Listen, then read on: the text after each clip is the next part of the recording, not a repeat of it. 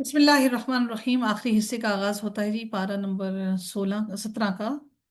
और अल्लाह ताला इरशाद फरमाते हैं उज़िना लिल्लज़ीना युक़ातलूना बिअन्नहुम ज़ुलिमू। जिन लोगों से लड़ाई की जाती रही है उन्हें अब लड़ाई यानी जिहाद की इजाज़त दी जाती है, क्योंकि वो मजलूम हैं। और अल्लाह ताला यकीनन उनकी मदद पर कादिर है। जिन्हें उनके घरों से नाहक निकाला गया सिवाय इसके कि वो कहते हैं कि हमारा परवरदिगार अल्लाह है। और अगर अल्लाह ताला एक दूसरे के जरिए से लोगों की मुदाफ़अत ना करता रहता तो खानकाहें, गिरजे, इबादत गाहें और मसाजिद जिसमें अल्लाह को कसरत से याद किया जाता है मस्मार कर दी जाती। अल्लाह ताला कहते हैं ये सब मस्मार कर दी जाती। और अल्लाह ऐसे लोगों को जरूर मदद करता है जो उसके दीन की मदद करते हैं। अल्लाह यकीनन बड़ा ताकतवर और सब पर गालिब है। क्या आप और मैं अल्लाह के दीन को फैलाने के लिए मदद कर रही हैं? ये बात गौर से समझिए और सोचिए कि क्या हम अल्लाह ताला के दीन को फैलाने में मदद कर रहे हैं। ये लोग हैं, अगर हम इन्हें जमीन में इख्तिदार अता करें तो वो नमाज कायम करेंगे और ज़कात देंगे और मारूफ का हुक्म देंगे और मुनकर से रोकेंगे। और सब कामों का अंजाम अल्लाह ताला ही के इख्तियार में है। और अगर वो आपको झुटलाते हैं तो बिलाशुबा उनसे पहले कौम नूह और आद और समूद झुटला चुके हैं। और कौम इब्राहिम और कौम लूत और अहले मदियन भी झुटला चुके हैं। और मूसा को भी झुटलाया गया तो काफिरों को मैंने ढील दी, फिर मैंने उन्हें पकड़ लिया। तो कैसा था मेरा अजाब। कितनी ही बस्तियां हैं जिन्हें हमने हलाक किया इस हाल में कि वो जालिम थे। अल्लाह हमेशा जालिम लोगों को उसके अरूज पर उनको हलाक करता है। वो अपनी छतों पर गिरी पड़ी थी और कितने ही कुएं बेकार छोड़े हुए। और कितने ही महल ऐसे ही बेआबाद कर दिए अल्लाह ताला ने। कि महल महल इतने बड़े बड़े महल हैं, आप देखते हैं कि अमीरों के घर इतने बड़े बड़े महल हैं और वो खाली वीरान पड़े हैं। उनको मजे कौन ले रहे हैं? वहां पर क्या कौन है? उनके नौकर चाकर बस, जिनके महल वो खाली बिल्कुल वीरान पड़े हैं। हम अपने घर अपने मुल्क के अंदर देखें, हमें सारी मिसालें मिल जाती हैं। तो ये सारे महल किसके लिए बना रखे? वो करोड़ों के फर्नीचर्स किसके लिए रखे गए हैं? ये अल्लाह ताला ने इनको वीरान किया है। तो क्या वो जमीन में चले फिरे नहीं कि उनके लिए ऐसे दिल हों जिनसे वो समझते हों, या ऐसे कान हों जिनसे वो सुनते हों? बस यकीनन आंखें अंधी नहीं होती, लेकिन वो दिल अंधे होते हैं जो सीनों में है। अल्लाह अकबर। आंखें अंधी नहीं होती, क्योंकि आंखें अगर अंधी हों तो फिर भी अल्लाह ताला उनके दिलों को रोशन रखता है, हदायत उतर जाती है। हकीकत में अंधा वो है जिसके दिल के अंदर हदायत ना हो। और ये लोग आपसे इज़्ज़ात को जल्दी मांगते हैं, और अल्लाह ताला हरगिज अपने वादे के खिलाफ नहीं करेगा। और यकीनन आपके रब की हाँ का एक दिन 1000 साल की मानित है। इस आयत का ये मतलब नहीं है, हरगिज ये नहीं है जो पहली तबे जो लोग थे उनकी तबई उम्र जो है वो 1000 साल थी, या होनी इंसान की तबई उम्र इतनी 1000 साल होनी चाहिए। दर हकीकत ये अल्लाह ताला की का जो वक्त है वो उसके हिसाब से कहा गया। कि अल्लाह ताला ने क्या फरमाया कि यकीनन आपके रब के यहाँ का एक दिन 1000 साल की मानित है। और उस गिनती से जो तुम शुमार करते हो, यानी कि जो हमारी शुमार है, अल्लाह ताला का दिन 1000 साल के बराबर है। और कितनी ही बस्तियां हैं जिन्हें हमने ढील दी इस हाल में कि वो जालिम थी। फिर मैंने उन्हें पकड़ लिया और मेरी ही तरफ लौट कर आना है। अगर 1000 सालों के हिसाब से करें तो दुनिया को बने में कितने दिन हुए? आप कह दें ए लोगो, यकीनन मैं तुम्हें खुला खबरदार करने वाला हूं। तो वो लोग जो ईमान लाए और उन्होंने नेकियां की उनके लिए बड़ी मगफिरत और बाइज्जत रिस्क है। इज्जत से रिस्क मिलना अल्लाह की तरफ से बहुत बड़ी नेमत है। और जिन लोगों ने हमारी आयत के बारे में कोशिशें की इस हालत में कि वो नीचा दिखाने वाले हैं, वही दोजख वाले हैं। और हमने आपसे पहले कोई रसूल और नबी नहीं भेजा, मगर उसने तमन्ना की तो शैतान ने उसकी तमन्ना में खलल डाल दिया। तो जो कुछ भी शैतान डालता है अल्लाह ताला उसको मिटा देता है। अब ये तमन्ना से मुराद क्या है? ये शैतान उसके दिलों में वसवसे डालता है। शैतान उसके दिल में आरजुएं डालता है दुनिया की, दुनिया के माल की, دنیا کی محبت کی، اور شیطان دلوں میں نفاق کا مرض ڈال دیتا ہے، یہ جن کے دل یا جن کے دل ایمان کے بارے میں سخت ہو چکے ہیں، بلا شبہ یہ ظالم حق کی مخالفت میں دور تک چلے گئے ہیں۔ اس لیے بھی کہ جن لوگوں کو علم دیا گیا ہے وہ جان لیں کہ یہ آپ کے رب کی طرف سے حق ہے، پھر وہ ایمان لائیں اور ان کے دل اس حق کے آگے جھک جائیں، اور اللہ تعالیٰ یقیناً ایمان لانے والوں کو سیدھی راہ دکھا دیتا ہے، اور کافر تو ہمیشہ اس حق سے شک میں پڑے ہی رہیں گے، یہاں تک کہ ان پر یا تو یکدم قیامت کی گھڑی آن پہنچے، یا منحوس دن کا عذاب ان پر نازل کر دیا جائے۔ یاد رکھیے کہ ہم اگر اپنی اپنی مرضی پر سمجھتے ہیں کہ ہم آہستہ آہستہ یہ کچھ کریں گے جس کا میرے رب نے ہمیں حکم دے دیا، تو یقیناً ہم بھی کہیں نہ کہیں منافقت میں مبتلا ہیں، کہیں نہ کہیں ہمارے دلوں میں بھی نفاق موجود ہے۔ الملک یومئذ للہ، اس دن بادشاہت اللہ تعالیٰ کے لیے ہوگی، اس دن حکومت اللہ ہی کی ہوگی، وہ ان کے درمیان فیصلہ کر دے گا۔ تو جو لوگ ایمان لائے اور انہوں نے نیک عمل کیے وہ تو نعمتوں والے باغات میں ہوں گے، اور جنہوں نے کفر کیا اور ہماری آیات کو جھٹلایا تو ایسے لوگوں کے لیے رسوا کرنے والا عذاب ہوگا۔ جن لوگوں نے اللہ کی راہ میں ہجرت کی پھر شہید ہوئے یا مر گئے، اللہ انہیں اچھا رزق دے گا، وہ یقیناً اللہ ہی بہترین رازق ہے۔ وہ انہیں ایسی جگہ داخل کرے گا جس سے وہ خوش ہو جائیں گے، اور اللہ یقیناً سب کچھ جاننے والا اور بردبار ہے۔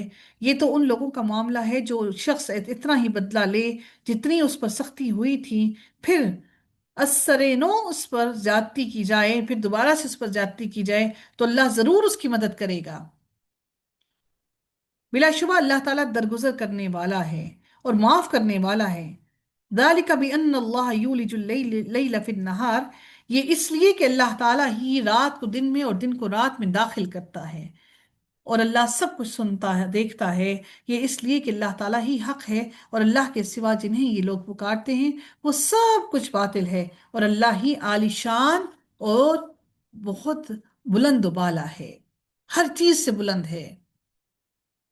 هو العلی الکبیر، بلند ہے، بہت بڑا ہے۔ الم تر ان اللہ، کیا آپ نے دیکھا نہیں کہ بے شک اللہ تعالیٰ نے آسمان سے کچھ پانی برسایا تو سرسبز اس سے زمین سرسبز ہو جاتی ہے، اور وہ بہت ہی باریک بین ہے، یعنی ہر چیز کو بہت ہی باریک بینی سے دیکھتا ہے۔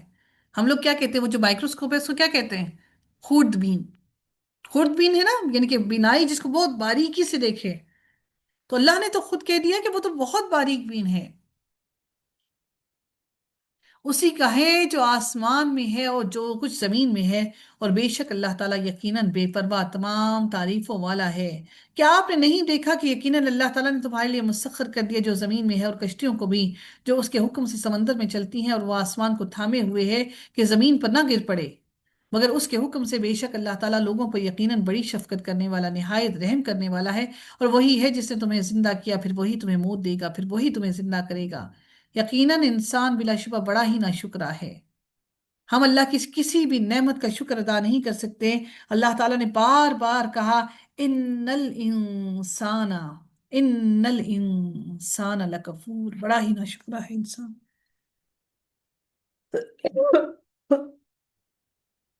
شادی سے پہلے ماں باپ کے بغیر بچپن میں ماں باپ کے بغیر ایک لمحہ نہیں گزارا جاتا۔ بڑے ہوتے ہیں تو پھر اپنی ہٹ درمیاں کرنا شروع کر دیتے ہیں، پھر شادی ہوتی ہے تو پھر وہی ماں باپ ہمیں وبال جان لگنے لگتے ہیں، انہی کے اندر ساری برائیاں نظر آتی ہیں، اور پھر ہم خود کو ہر برائی سے پاک سمجھتے ہیں۔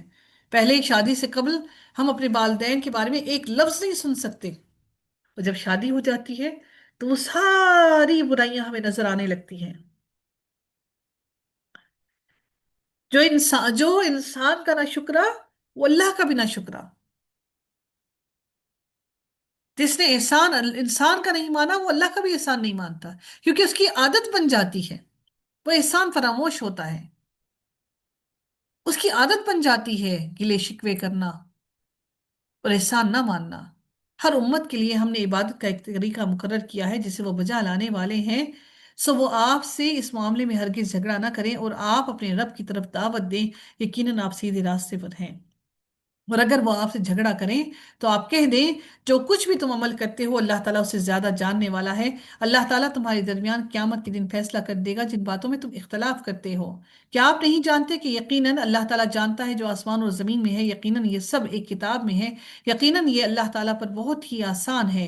اور اللہ تعالیٰ کے سوا وہ ان کی عبادت کرتے ہیں جس کی اللہ تعالیٰ نے کوئی دلیل نہیں اتاری، اور ان کی عبادت کرتے ہیں جن کے بارے میں انہیں کوئی علم نہیں، اور ظالموں کے لیے کوئی مددگار نہیں۔ اور جب انہیں ہماری واضح آیات پڑھ کر سنائی جاتی ہیں تو آپ ان کے چہروں میں جن کے لوگوں کو کے نے کفر کیا صاف انکار پہچان لیں گے۔ وہ قریب ہیں کہ ان لوگوں پر حملہ کر دیں جو انہیں ہماری آیات پڑھ کر سناتے ہیں۔ اے نبی آپ کہہ دیں تو کیا میں تمہیں اس سے بری چیز بتاؤں؟ وہ آگ ہے اللہ تعالیٰ نے جس کا ان سے وعدہ کر رکھا ہے جنہوں نے کفر کیا، اور وہ بہت ہی برا ٹھکانہ ہے۔ اے لوگو، ایک مثال بیان کی جاتی ہے سو اسے غور سے سنو۔ یقیناً وہ لوگ جنہیں تم اللہ تعالیٰ کے سوا پکارتے ہو ایک مکھی بھی ہرگز پیدا نہیں کریں گے، اور اگرچہ وہ سب کے سب اس کے لیے جمع ہو جائیں، اور اگر مکھی ان سے کچھ چھین بھی لے تو وہ اسے اس مکھی سے چھڑا بھی نہیں سکتے۔ طلب کرنے والے بھی کمزور، اور جس سے طلب کیا جاتا ہے وہ بھی کمزور ہے۔ یعنی کہ جو ان سے اپنے بتوں سے مانگ رہے ہیں وہ بھی کمزور ہے، اور جن بتوں سے مانگا جا رہا ہے وہ بت بھی کمزور ہے۔ اگر کسی انسان کو وسیلہ بنا رکھا ہے یا کسی انسان کو ایسی چیز بنا رکھا ہے تو کسی انسان سے بھی مانگتے ہو تو تم تو اتنے کمزور ہیں کہ مکھی جیسی چیز سے اپنی چیز نہیں چھڑا سکتے۔ انہوں نے اللہ تعالیٰ کی قدر ہی نہ کی۔ ما قدر اللہ حق قدرہ۔ اللہ اکبر، ہم نے اللہ کی قدر ہی نہ کی جیسا کہ اس کی قدر کرنے کا حق تھا۔ بے شک اللہ تعالیٰ یقیناً بڑی قوت والا ہے، سب پر غالب ہے۔ اللہ تعالیٰ فرشتوں اور انسانوں میں سے پیغام پہنچانے والے منتخب فرماتا ہے۔